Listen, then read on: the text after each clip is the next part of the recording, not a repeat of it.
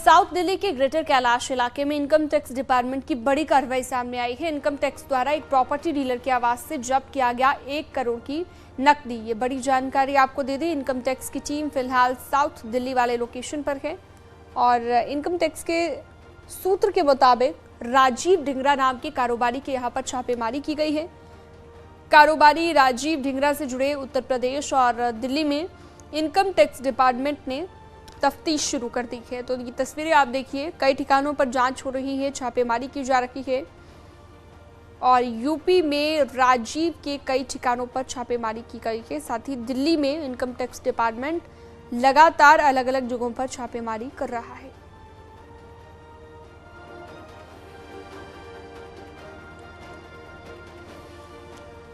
तो राजीव ढिंगरा के घर पर छापेमारी के दौरान की तस्वीर आपको हम दिखा रहे हैं। डिंपल यादव ने मैनपुरी सीट से नामांकन दाखिल कर लिया है और इस दौरान अखिलेश यादव और रामगोपाल यादव भी मौजूद रहे। डिंपल यादव के प्रस्तावकों में तेज प्रताप यादव, आलोक शाक्य, एएच हाशमी और राम नारायण बाथम रहे। नामांकन के लिए जाते वक्त डिंपल यादव ने रामगोपाल यादव के पैर छूकर आशीर्वाद लिया। डिंपल के नामांकन में शिवपाल यादव शामिल नहीं हुए, वो लखनऊ में अपनी पार्टी की मीटिंग में व्यस्त रहे। वहीं नामांकन दाखिल करने से पहले डिंपल और अखिलेश सैफई पहुंचे, नेताजी की समाधि स्थल पर श्रद्धांजलि दी। तो रामगोपाल यादव भी यहां पर मौजूद रहे, लेकिन सवाल जो उठ रहे हैं कि अखिलेश यादव तो मौजूद रहे लेकिन शिवपाल यादव यहां पर क्यों नहीं पहुंचे, क्योंकि वो लखनऊ में अपनी पार्टी की मीटिंग में व्यस्त रहे। इसी को लेकर सवाल उठाए जा रहे हैं। हालांकि आपको बता दें कि डिंपल यादव ने नामांकन भर दिया है और मैनपुरी सीट से नामांकन दाखिल किया गया है। अखिलेश यादव और रामगोपाल यादव इस दौरान यहां पर मौजूद रहे। प्रस्तावकों की बात करें तो तेज प्रताप यादव, आलोक शाक्य, एएच हाशमी और राम नारायण बाथम भी यहां पर मौजूद रहे। नामांकन के लिए जाते वक्त डिंपल यादव ने रामगोपाल यादव के पैर छूकर आशीर्वाद भी लिया।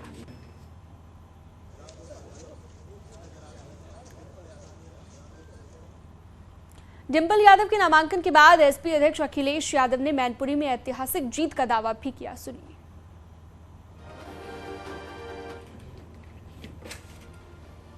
तो नामांकन हमारे साथ समाजवादी पार्टी के राष्ट्रीय अध्यक्ष अखिलेश यादव जी, जो तूफानी दौरे पर हैं। सर, कैसे देखा चुनाव को? सर, चुनाव जनता का चुनाव है और कार्यकर्ताओं का चुनाव होने जा रहा है और नेताजी के लिए यहाँ की जनता, यहाँ के कार्यकर्ता नए नहीं थे, घर घर से नेताजी जुड़े थे और नेताजी यहाँ से लगातार काम किया उन्होंने। इसलिए जनता का यहाँ नेताजी के प्रति और नेताजी के प्रति जो भावना है वो यही है कि सच्ची श्रद्धांजलि नेताजी के लिए यही होगी कि सबसे अच्छे वोटों से समाजवादी पार्टी जीते। आप खुद ऐतिहासिक जीत जीते, क्या उनका माइलेज डिंपल मैम को मिलेगा? ये जनता और कार्यकर्ता वोटों से इस बार ऐतिहासिक जीत दिलाने जा रही है। ठीक है, आपने देखा हमारे साथ अखिलेश यादव है, जिनका कहना और मानना है कि ये जीत ऐतिहासिक होगी और नेताजी का माइलेज इनको मिलेगा। जर्नलिस्ट चंदन के साथ अमित गंजू, न्यूज़ 18 मैनपुरी। नेताजी की कमी हमेशा रहेगी और नेताजी हमेशा याद इसलिए भी किए जाएंगे कि उन्होंने न जाने कितने लोगों का जीवन बदला है। जो सिद्धांत समाजवादियों को नेताजी ने दिया है, मैं समझता हूँ मैनपुरी की जनता उस बात को समझती है कि उनके सिद्धांत और मूल्यों का ही चुनाव है।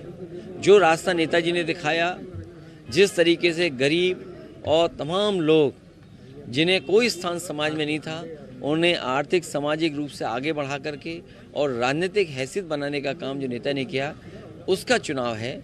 इस बार की जनता नेताजी के नाम पर, नेताजी को याद करते हुए समाजवादी पार्टी को ऐतिहासिक जीत दिलाएगी।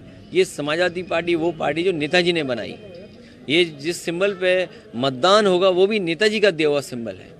इसलिए जनता के बीच में जिस तरीके से घर परिवार में थे, नेताजी आज भी दिलों में हैं और जब वोट डालेंगे तो यहाँ की जनता दिल से वोट डालेगी।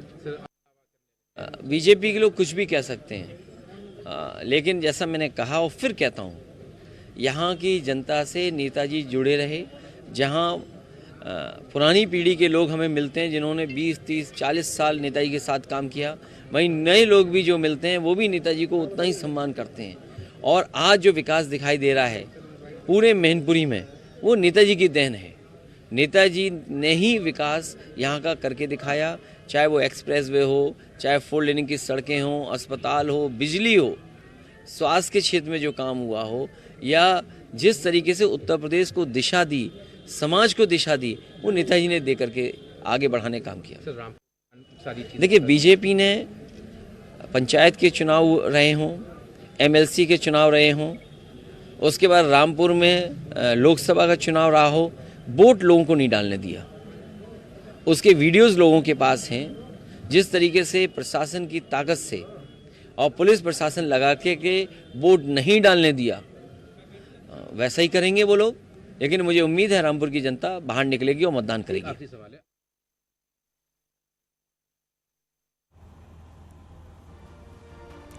डिंपल यादव के नामांकन के बाद एसपी अध्यक्ष अखिलेश यादव ने मैनपुरी में ऐतिहासिक जीत का दावा किया, जो कि हमने आपको सुनवाया भी। और इसके साथ ही नेताजी मुलायम सिंह यादव के भाई अभय राम यादव ने दावा किया है कि मैनपुरी उपचुनाव में डिंपल यादव की रिकॉर्ड मतों से जीत होगी। सिंह साहब, किस तरीके की स्थितियां देख रहे हैं? बहू चुनाव मैदान में उतरी हुई है, आपकी अखिलेश जी की पत्नी। अब बढ़िया स्थितियाँ सब।